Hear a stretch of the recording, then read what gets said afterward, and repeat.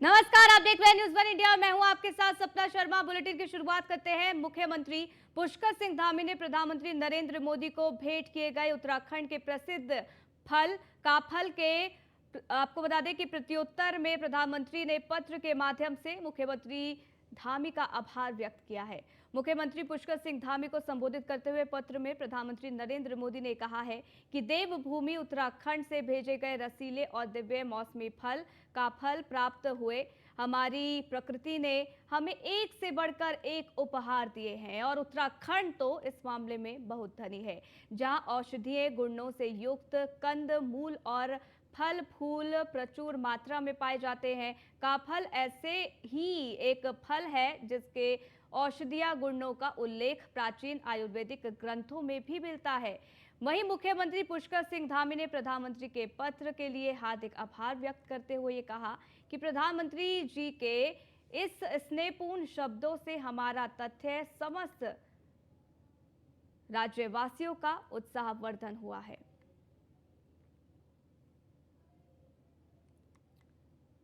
Sudeep Jain bureau chief हमारे साथ जुड़ गए, जरा जानकारियों से ले लेते हैं। सुदीप जी, ये एक बहुत ही अच्छा पल सीएम पुष्कर सिंह धामी के लिए भी है। यहाँ पर किस तरीके से प्रधानमंत्री नरेंद्र मोदी ने काफल का जिक्र किया और ये कहा कि बहुत रसीले हैं, किस तरीके से देखें इसे? जी देखिए, प्रधानमंत्री नरेंद्र मोदी का उत्तराखंड से विशेष लगाव है। यही वजह है कि जब बीते दिनों वो अमेरिका यात्रा पर थे तो उन्होंने जो अपना एक विशेष गिफ्ट अमेरिकन प्रेसिडेंट को दिया उसमें उत्तराखंड के चावल भी थे। और इस बीच चूंकि काफल का एक सीजन होता है, जिस प्रकार से लीची का फल का सीजन होता है, आम का सीजन होता है, पहाड़ में विशेषकर मुख्यमंत्री की जो विधानसभा है अपनी चंपावत टनकपुर इत्यादि इलाके में काफल बहुत होता है और छोटे छोटे बच्चे जंगलों में जाके लाकर तोड़कर इसे बेचते हैं क्योंकि स्कूलों की छुट्टियां होती हैं। मुख्यमंत्री ने भी ये एक तोहफा प्रदेश के परंपरागत फल, यदि से हम कहें तो गलत नहीं होगा, प्रधानमंत्री को भेजा था। जब प्रधानमंत्री से इस फल की बधाई और उसको रसीले स्वाद की जिक्र किया गया तो ये जानकारी मुख्यमंत्री कार्यालय से मीडिया कर्मियों को भी दी गई। तो ये बताता है कि प्रधानमंत्री हर छोटी बड़ी चीज़ पर निगाह रखते हैं। ये फल भेजे जाने से ज़्यादा कि सम्मान भी है। दूसरा, इसी क्रम में मुख्यमंत्री पुष्कर सिंह धामी ने जो यदि ये फल भेजे तो ये भी एक बताने का प्रयास था उनका कि उत्तराखंड में जो पर्वतीय इलाके हैं या ऊंचाई के इलाके, वहाँ पर ऐसे भी फल होते हैं जो शायद अभी इतने एक्सप्लोर्ड नहीं है या शायद जिनके भी इतनी चर्चा नहीं होती। जिक्र मैं करने वाली थी सुदीप जी, क्योंकि काफल जो है कई लोग तो जानते भी नहीं होंगे कैसा दिखता है, कैसा होता है, क्या टेस्ट होता है। जी, एक काफल छोटा सा एक फल होता है, सहतूत के रूप में, खट्टा मीठा इसका स्वाद होता है और जब गर्मियां शुरू होती हैं पीक पर, उससे पहले ये आता है तो उसको खा के लोग तरोताजगी भी महसूस करते हैं और इसमें विटामिन सी काफ़ी मात्रा में, प्रचुर मात्रा में होता है। तो उत्तराखंड का काफल प्रधानमंत्री तक पहुंचा है, उन्होंने इसका स्वाद लिया है और प्रशंसा भी की है। तो ये उत्तराखंड के लिए भी एक बड़ी बात है कि काफल को अब प्रधानमंत्री भी जानते हैं। हो सकता है पहले भी उन्होंने खाया हो, परंतु जिक्र शायद पहली बार हो रहा है। बिल्कुल, और लोगों के जहन में भी आया है, वो भी जरूर टेस्ट करना चाहेंगे। सुदीप जी, आप हमारे साथ बने रहिएगा, आगे भी आपसे अपडेट लेंगे। मुख्यमंत्री पुष्कर सिंह धामी दिल्ली दौरे पर है। इस दौरान सीएम धामी ने प्रधानमंत्री नरेंद्र मोदी और कई केंद्रीय नेताओं से मुलाकात की। इस कड़ी में सीएम पुष्कर सिंह धामी ने दिल्ली में बीजेपी के राष्ट्रीय अध्यक्ष जेपी नड्डा से भी भेंट की। वहीं केंद्रीय नेताओं से मुलाकात के बाद सीएम पुष्कर सिंह धामी ने कहा है कि यूसीसी को लागू करने में हम किसी भी तरह की देरी नहीं करेंगे, लेकिन कोई हड़बड़ी भी यहां नहीं की जाएगी।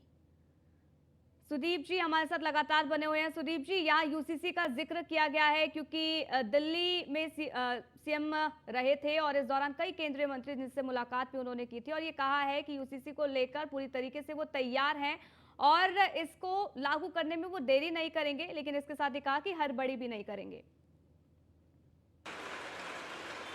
जी देखिए, उत्तराखंड से यूनिफॉर्म सिविल कोड का मसला निकला था चुनाव से ठीक पहले। उस वक्त कांग्रेस ने इल्जाम लगाया कि चुनाव को प्रभावित करने के लिए सब कुछ हो रहा है, परंतु ऐसा नहीं था। मुख्यमंत्री की इसके पीछे कुछ बड़ी सोच थी। यही वजह है कि उन्होंने एक बड़ी कमेटी का गठन किया जिसमें रंजना देसाई, जो सुप्रीम कोर्ट की रिटायर्ड जज हैं, वो कमेटी को हेड कर रही थी। उनके साथ शत्रुघ्न सिंह और अन्य टीम के लोग थे। शत्रुघ्न सिंह खुद उत्तराखंड राज्य के पूर्व चीफ सेक्रेटरी रह चुके हैं, सीनियर IAS अफसर हैं, रिटायर्ड हैं और उनको कानून की विधि की अच्छी जानकारी है। इस बीच कमेटी ने कई स्थानों का सर्वे किया, अलग अलग समूहों से बातचीत की, क्या कल्चर है, क्या किन रीतियों का पालन होता है, उन सब का अध्ययन किया और एक बड़ा ड्राफ्ट तैयार किया। मुख्यमंत्री का दिल्ली दौरा बेहद महत्वपूर्ण था। वो केंद्रीय गृह मंत्री अमित शाह से, केंद्रीय वित्त मंत्री निर्मला सीतारमण से और कल प्रधानमंत्री नरेंद्र मोदी से भी मिले। यूनिफॉर्म सिविल कोड की चर्चा इसलिए भी ज्यादा हो रही है क्योंकि भारतीय जनता पार्टी के संगठन के बड़े नेताओं के साथ ही प्रधानमंत्री नरेंद्र मोदी और केंद्रीय गृह मंत्री अमित शाह भी इसकी चर्चा कर रहे हैं, जिक्र कर रहे हैं, और इस पर 2 राउंड की जो भारतीय जनता पार्टी का मुख्यालय है दिल्ली में, वहां बैठक भी हो चुकी है। अब इस विषय को लेकर जो भारतीय जनता पार्टी के कार्यकर्ता हैं, जो पदाधिकारी हैं, वो अन्य राज्यों में भी जाएंगे, लोगों को इसके फायदे बताएंगे और कैसे कहेंगे एक राष्ट्र श्रेष्ठ राष्ट्र की परिकल्पना ये यूसीसी कर सकता है। इन सबके बीच केंद्र भी अपना यूसीसी ड्राफ्ट करा रहा है। संभवतः उसमें उत्तराखंड से भी कुछ इनपुट लिए जा रहे हैं, या उत्तराखंड में ड्राफ्टिंग कैसे हुई है इस बात का आकलन लिया जा रहा है। तो कल मुख्यमंत्री से जब पत्रकारों ने पूछा, जब उनका सवाल था कि यूसीसी पर सबसे ज़्यादा निगाहें हैं, क्योंकि पहले ये बात थी कि यूसीसी के लिए गठित कमेटी 30 जून को अपना ड्राफ्ट सरकार को सौंप देगी, परंतु इसमें थोड़ा समय लगा। तो यही मुख्यमंत्री ने साफ किया कि हम बहुत जल्दबाजी के मूड में नहीं हैं, पूरी तरह तसल्ली बख्श तरीके से इसका पूरा अध्ययन करके, और जब ड्राफ्ट आएगा तो चूँकि ड्राफ्ट ही नहीं लेना है, इसको जब आपको कानून की शक्ल देनी है तो सत्र बुलाना पड़ेगा, सत्र में से पटल पर लाना पड़ेगा सदन में। तो लिहाजा सरकार जुलाई मध्य के बाद विधानसभा सत्र भी कॉल कर सकती है जिसमें इस ड्राफ्ट को लाया जा सकता है। परंतु मुख्यमंत्री का यह कहना कि बहुत जल्दीबाजी नहीं है, तो कहीं ना कहीं मुझे ऐसा लगता है कि केंद्र से भी कुछ उन्हें सिग्नल है जो उन्होंने इस तरीके की बात की है। हालांकि सूत्र ये भी बता रहे हैं, कहा था कि यूसीसी तमाम राज्यों के लिए मिसाल भी पेश करेगा। हालांकि देखना होगा कि क्या कुछ होता है आगे और किस तरीके से यूसीसी को लागू किया जाता है उत्तराखंड में। सुदीप जी, आप हमारे साथ बने रहेगा, आगे भी आपसे अपडेट लेंगे। उत्तराखंड के 4 जिलों में भारी बारिश की चेतावनी जारी की गई है। मौसम विभाग ने देहरादून, नैनीताल, बागेश्वर और चंपावत जिले के अधिकांश इलाकों में भारी बारिश का येलो अलर्ट जारी कर दिया है। प्रदेश के अन्य जिलों में भी हल्की बारिश की संभावना है। मौसम विज्ञान केंद्र के निदेशक विक्रम सिंह ने ये कहा है कि 8 जुलाई तक प्रदेश के अधिकतर जिलों में बारिश का येलो अलर्ट जारी किया गया है। तो आपको बता दें कि बारिश को लेकर येलो अलर्ट जारी किया गया है मौसम विभाग की तरफ से, और आपको बता दें कि प्रशासन इसको लेकर पूरी तरीके से अलर्ट है। 4 जिलों में भारी बारिश की चेतावनी यहां पर जारी कर दी गई है। ये कहा गया है कि कई और इलाके हैं जहां पर हल्की बारिश हो सकती है। सुदीप जी हमारे साथ लगातार बने हुए हैं। सुदीप जी, यहाँ 4 ऐसे जिले जिसको लेकर येलो अलर्ट जारी कर दिया गया है, प्रशासन किस तरीके से तैयारी कर रही है? जी देखिए, नैनीताल और चंपावत, बागेश्वर के लिए ये हैवी रेन का अलर्ट है। देहरादून में पूरी रात बारिश हुई है और 11 बजे के करीब जो बारिश शुरू हुई थी वो अभी भी जारी है। मैं कैमरामैन से कहूँगा एक नज़ारा दिखाएं, अभी भी बारिश हो रही है और किस जो सामान्य जनजीवन है वो प्रभावित हो रहा है। बारिश की वजह से कई जगहों पर जलभराव हुआ है और जो जिलाधिकारी हैं वो निरीक्षण पर हैं, और जो आईएसबीटी से रिस्पना को आने वाला मार्ग है उस पर बहुत भीषण जाम लगा है। इसकी 2 वजह हैं, एक तो भारी बारिश के कारण पानी सड़कों पर है, दूसरा कुछ निर्माण कार्यों के कारण सड़क बाधित हुई है। तो देहरादून में बारिश का सिलसिला जो है वो लगातार जारी है। कि नज़ारा हमारे कैमरामैन अंजीत दिखाएंगे कि इस प्रकार से मैं इस वक्त सचिवालय के पास मीडिया सेंटर के निकट हूँ और आप देखें लगातार जो बारिश है वो जारी है। ये 11 बजे से बारिश का सिलसिला लगातार जारी। निचले इलाकों में कई जगहों पर जल भरा हुआ है। एक वीडियो भारतीय जनता पार्टी कार्यालय का भी आया है जिसमें प्रवक्ता कक्ष में पानी भर रहा है और कांग्रेस मजाक बना रही है, उपहास उड़ा रही है कि ये स्मार्ट सिटी बना रहे थे और अपना दफ्तर नहीं बचा पा रहे हैं। तो बारिश पर राजनीति भी हो रही है। तो लगातार ये बारिश जारी है और मौसम विभाग ने इन 4 जनपदों के लिए येलो अलर्ट जो जारी किया था वो अभी भी बरकरार रखा है। बिल्कुल, मौसम जहां एक तरफ सुहावना हो गया है, लोगों को भी दिक्कतों का सामना करना पड़ रहा है। जैसे कि आपने भी जानकारी दी कि कई रास्ते प्रतिबद्ध हो चुके हैं और वहां से आवाजाही पूरी तरीके से ठप हो गई है। लेकिन किसानों के लिए ये बारिश क्या वरदान है या फिर टेंशन देने वाला है? फसलों के लिए बारिश किस तरीके से देखें? जी देखिए, पहाड़ इसको 2 तरीके से समझने की आवश्यकता है। पहाड़ में इस वक्त जो उत्तरकाशी पुरोला की बेल्ट है वहाँ सेब की फसल है, उस पर ज़्यादा पानी पड़ने से जो फल है वो काला पड़ने के साथ ही उसमें टूटने का भी खतरा रहता है, पहली बात। और दूसरी बात, यदि मैदानी इलाकों में बात करें जैसे उधम सिंह नगर वगैरह में या पहाड़ में ही धान लग रहे हैं तो वहाँ ये पानी फायदेमंद है, परंतु यदि अधिक पानी आता है तो धान गिरने और डूबने का भी खतरा रहता है, फसल जिसे हम कहते हैं बैठ जाए। तो इसके दोनों ही अप्स एंड डाउन्स हैं। परंतु जो मौसम है, 25 जून को उत्तराखंड में मानसून आया था, 23 जून को प्री मानसून आया था और 23 जून से ही प्री मानसून के दिन से ही लगातार बारिश का सिलसिला जारी है। ठीक है सुदीप जी, आप ये तमाम जानकारी के लिए आपका बहुत बहुत शुक्रिया। निर्देशक विक्रम सिंह का इस पूरे मामले को लेकर क्या कुछ कहना है, सुनवाते हैं। कल भी जो है जो एक्टिविटी वो अच्छी रहने वाली है प्रदेश में। 6 तारीख के लिए भी अगर बात करें तो ये 2 दिन अच्छी एक्टिविटी प्रदेश में दिख रही है। और इसमें विशेषकर अगर हैवी से वेरी हैवी रेंस की बात करें तो हमारे देहरादून, टिहरी और पौड़ी जो डिस्ट्रिक्ट है, तो देहरादून से जो लगे हुए एरियाज हैं आपके टिहरी के और पौड़ी डिस्ट्रिक्ट के, तो उनमें ज़्यादा संभावना इस तरह की एक्टिविटी की है। जो हैवी से वेरी हैवी रेंस जो है आइसोलेटेड प्लेसेस पे जो है वो मिल जाएगी आज और कल में 2 दिन जो है। तो इन एरियाज को या इन डिस्ट्रिक्ट्स को जो है हम लोग ऑरेंज अलर्ट में जो है। और चलिए आगे बढ़ते हैं। फ्रांस सरकार द्वारा समर्थित एक प्रमुख संस्थान अलायंस फ्रांसिस जल्द ही देहरादून में एक कार्यालय स्थापित करेगा। इस संगठन के माध्यम से अलायंस फ्रांसिस का लक्ष्य उत्तराखंड में भी फ्रेंच भाषा और संस्कृति की शिक्षा को बढ़ावा देना है।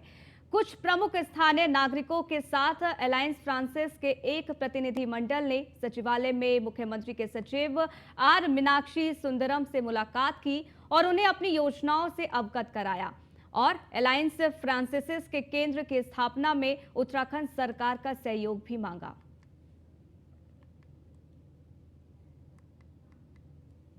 उत्तराखंड कांग्रेस 17 जुलाई से 6 दिन की अभी आपको बता दें स्वाभिमान न्याय यात्रा निकालने जा रही है। कांग्रेस प्रदेश अध्यक्ष करण माहरा के मुताबिक यह यात्रा अंकिता भंडारी को न्याय दिलाने की यात्रा है।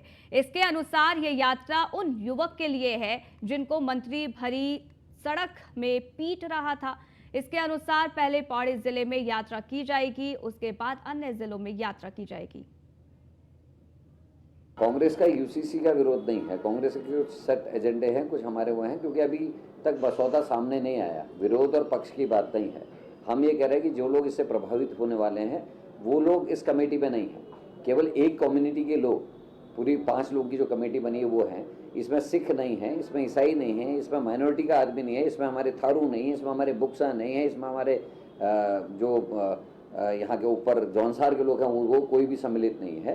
जिनको इससे प्रभाव पड़ना है वो लोग कमेटी में होने चाहिए थे, उनकी राय मशवरा होना चाहिए था। ये हमारी चिंता का विषय है।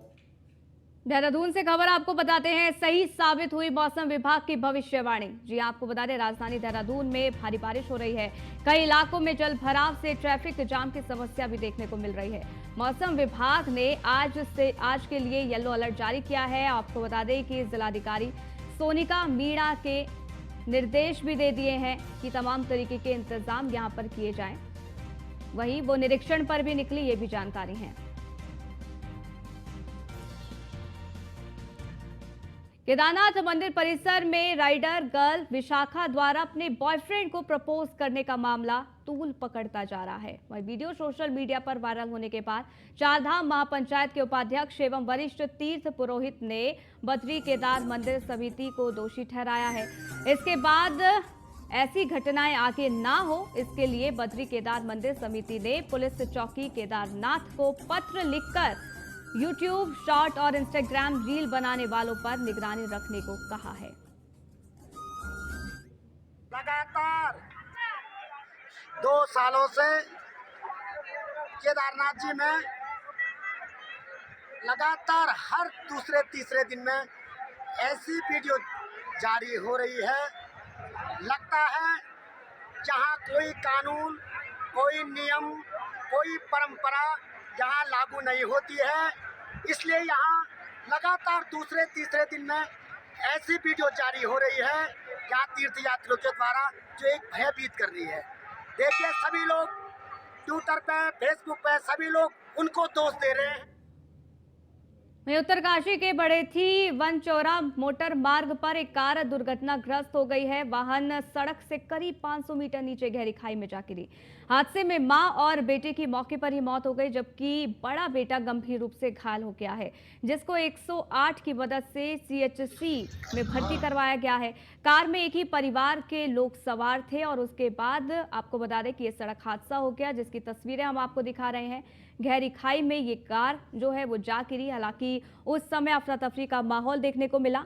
आपको बता दें कि बारिश हो रही है, ऐसे में जो कार है वो अनियंत्रित होकर खाई में जा गिरी। जिसमें मां और बेटे की मौत हो गई है, जबकि बड़ा बेटा जो है वो गंभीर रूप से घायल है, जिसको अस्पताल में भर्ती कराया गया है। बताया जा रहा है कि कार में एक ही परिवार के लोग सवार थे। हालांकि कितना भीषण ये हादसा हुआ है, इन तस्वीरों को देखकर आप अंदाजा लगा सकते हैं। यह हादसा उत्तरकाशी का, हालांकि यहाँ पर जो गंभीर रूप से घायल है उसका इलाज चल रहा है। भारत के प्रथम surveyor general sir George Everest की 232वीं जयंती मसूरी में मनाई गई। सर जॉर्ज एवरेस्ट वेल्स सर्वेक्षक थे।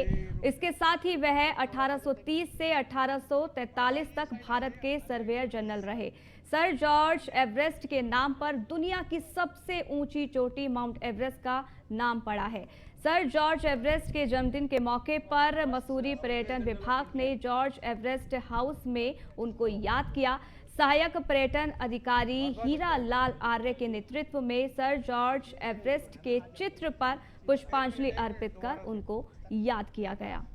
लाइन बिछाने जानी थी, उसका सर्वे किया था, फिर ये बीमार उसको बहुत तेज़ी से ये कार्य कराया और आज मुझे बहुत खुशी है कि ये बहुत अच्छा हो गया और उसमें लॉन वॉन बनते जा रहे हैं। हर साल जब हम आते हैं यहाँ पे इसको कुछ डेवलपमेंट रहता है तो हमेशा कुछ ना कुछ चेंजिंग होती है, हमेशा कोई नई चीज़ हमें देखने को मिलती है।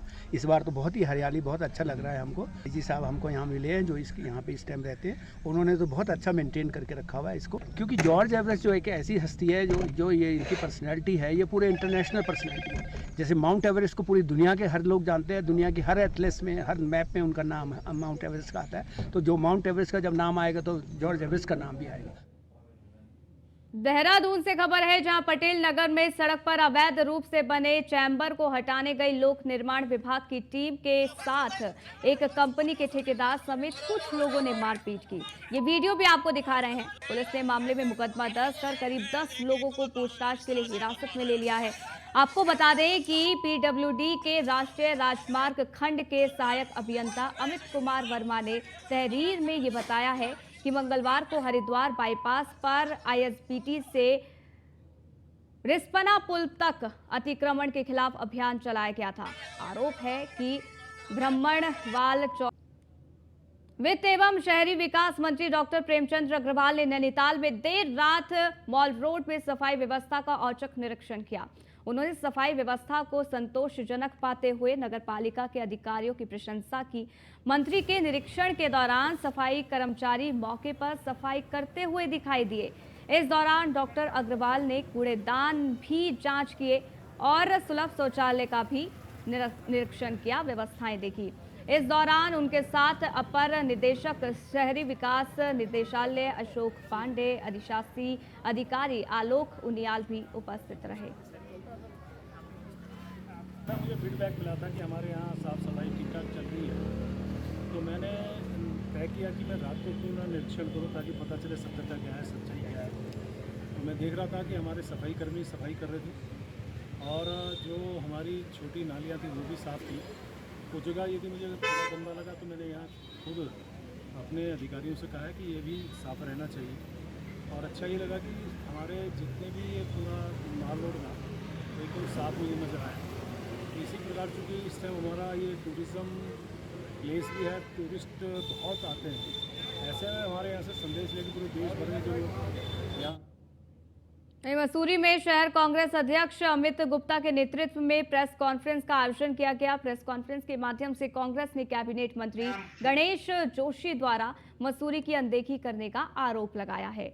उन्होंने कहा कि कैबिनेट मंत्री गणेश जोशी द्वारा मसूरी में करोड़ों रुपए की योजनाओं के तहत कार्य तो कराए जा रहा है, लेकिन सभी कार्य अधूरे पड़े हुए हैं। वहीं किसी भी योजना का लाभ मसूरी की जनता को नहीं मिल रहा है। कांग्रेस नेता ने यह भी कहा कि कैबिनेट मंत्री गणेश जोशी बड़े भ्रष्टाचार को अंजाम देकर योजनाओं के तहत आने वाले पैसों में बंदर बाट कर रहे हैं। जो माल रोड का जो कार्य है आज भी 50% पे ही अटका हुआ है और जो कार्य की जो गुणवत्ता है बिल्कुल निचले स्तर की है। जो भी पत्थर लगाए जा रहे हैं वो अभी से उखड़ने शुरू हो गए हैं। तो माल रोड का जो ये कार्य है लगातार जो नहीं हो रहा है और बिल्कुल जिससे पर्यटन सीजन को बिल्कुल प्रभावित हुआ है। और पर्यटन सीजन के प्रभावित होने से जो यहाँ की अर्थव्यवस्था जो हिली है उसकी जिम्मेदारी कौन लेगा, उसका जिम्मेदार कौन है? क्या सरकार, शासन, मुख्यमंत्री यहाँ के जो व्यापारी है उनके बिजली और पानी के बिल माफ़ करेगी? क्या उनको जो रोजगार की हानि हुई है उनकी खाना पूर्ति करेगी? मेरा ये कहना है कि माननीय विधायक जी को 15 जून को याद आता है, वो अपने घर में बैठ के अधिकारियों की बैठक तो लेते हैं कि उत्तराखंड के बागेश्वर जिले के आपदाग्रस्त कुवारी गांव की पहाड़ी काफी संवेदनशील है। यहां पर शंभू नदी बहती है, लेकिन यह नदी खतरनाक हो गई है। इस नदी में साल 2013 में भूस्खलन के कारण झील बन गई थी। तब से लेकर अब तक लगातार नदी में मलबा जमा हो गया है। जब भी झील बनती है उसे पंचर कर पानी बहाना पड़ता है।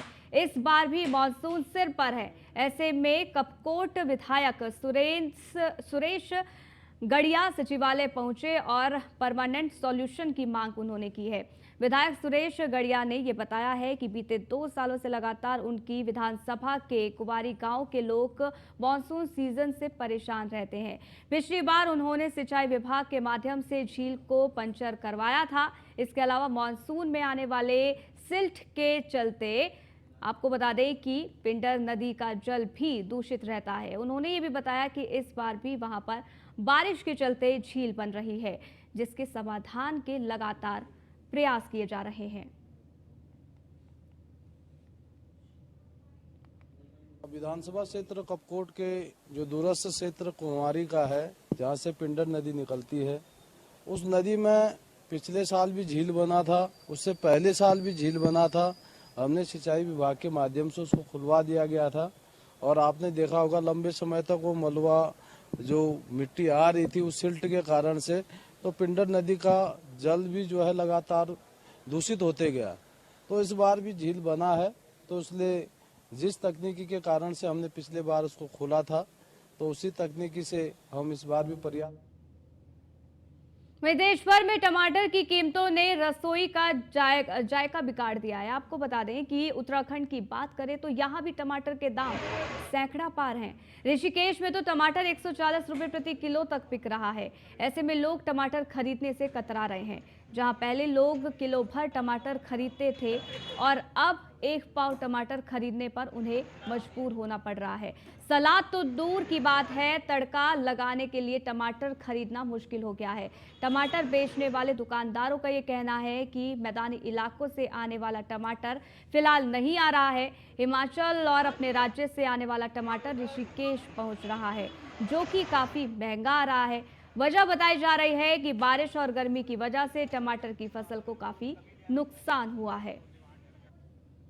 टमाटर पीछे से महंगा हो रहा है, 1800 रुपये के आ रहा है, इसलिए महंगा बेचना पड़ रहा है हम लोगों को। अभी क्या भाव बेच रहे हो? 100 रुपये किलो बेच रहे हैं, जिसमें कि 20 किलो टमाटर होता है, 22-23 किलो पेटी होती है, जिसमें 2-3 किलो खराब भी निकल जाता है। 80-90 रुपये तो वहीं पड़ा है, बड़ी मंडी से पड़ रहा है। क्या टमाटर की बिक्री पे कोई फर्क पड़ा है? बिक्री कम बिक रहा है टमाटर। पहले कितना बिकता था? पहले तो 15-20 रुपये किलो होता तो ज़्यादा बिकता है, अब समझ लो आधा से आधा कम बिक रहा है। ये टमाटर जो है ज़्यादा लाल भी नहीं है, क्या कारण है कि टमाटर की खाना एक आप टमाटर डाल के खाएंगे ही, क्या करें, एक डाल लेंगे, ज़्यादा नहीं डालेंगे तो। पहले कितना ले जाते थे आप? पहले 2-2 किलो ले जाते हम। अच्छा। 2-2 का सलाद भी बनता था, सब्जियों में बनता था, चटनी बनाते थे, अब नहीं बना पा रहे। अच्छा, तो अब वो दिक्कत आ रही है। हाँ जी, अब देखो 50 के आधा किलो लिए, 2 दिन चलाएंगे, 1-2 टमाटर डाल के। तो इस बुलेटिन में फिलहाल कहीं बस इतना ही, रुकेंगे एक छोटे से ब्रेक के लिए। देखते रहिए न्यूज़ 1 इंडिया।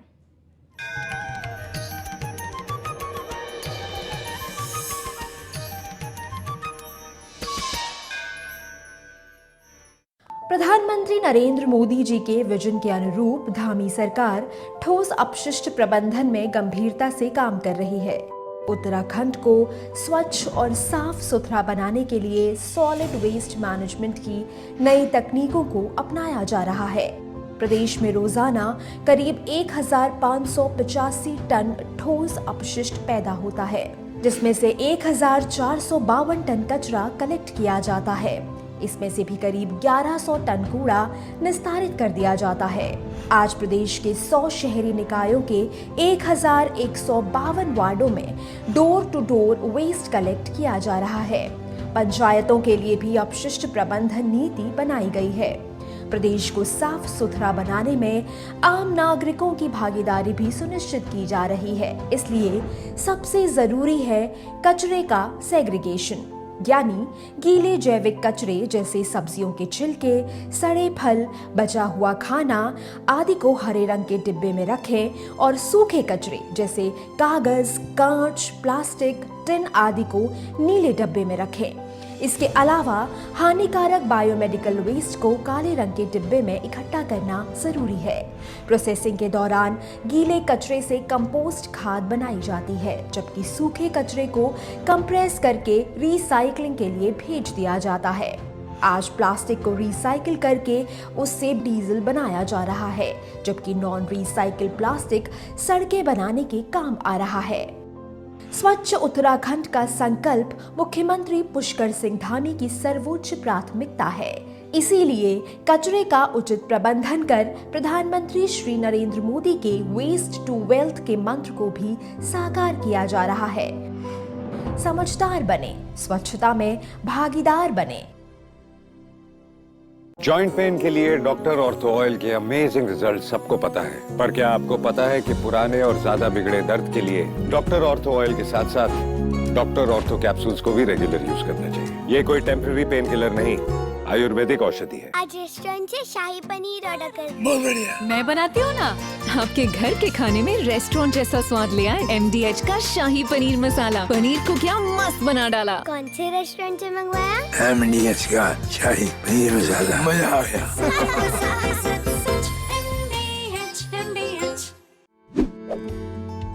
माननीय प्रधानमंत्री नरेंद्र मोदी जी की प्रेरणा मुख्यमंत्री पुष्कर सिंह धामी के नेतृत्व में जहां उत्तराखंड में पर्यटन को बढ़ावा देने के लिए वीर चंद सिंह गढ़वाली योजना की शुरुआत कर सरकार ने युवाओं को रोजगार से जोड़ा है। बागेश्वर की जगदीश चंद जोशी ने वीर चंद सिंह गढ़वाली योजना की सहायता लेकर पैराग्लाइडिंग का सामान खरीदा और खुद का कारोबार शुरू कर आज पर्यटन को बढ़ावा देने के साथ ही स्थानीय लोगों को ट्रेनिंग भी दे रहे हैं। वीर चंद गढ़वाली योजना के तहत लिया था, जिससे मेरा अच्छा रिस्पॉन्स आया और मैंने इससे खुद स्वरोजगार किया और काफ़ी लोग अपने साथ 8-10 लोगों को रोजगार भी दिया। वीर चंद गढ़वाली योजना जो है वो उत्तराखंड में पर्यटक व्यवसाय करने वालों के लिए काफ़ी अच्छी योजना साबित हो रही है, जिससे कि आज बागेश्वर के सारे